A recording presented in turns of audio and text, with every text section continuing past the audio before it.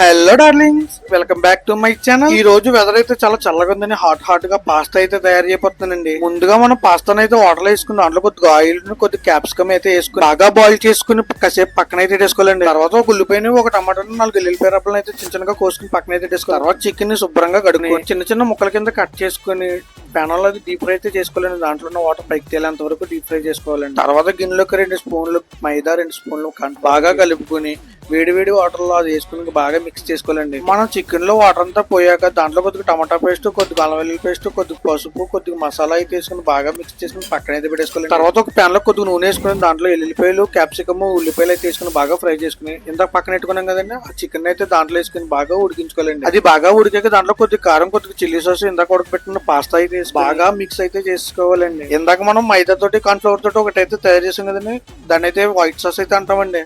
అది వేసుకుని బాగా మిక్స్ చేసుకుని దింపుకుంటే వేడివేడిగా మన చికెన్ పాస్తా అయితే రెడీ అయిపోయిందండి. టేస్ట్ అయితే మాత్రం చాలా అంటే చాలా బాగుందండి, చాలా బాగా వచ్చింది. ఎవరైనా మన ఛానల్ కొత్తగా వచ్చినట్టు సబ్స్క్రైబ్ చేసుకోండి.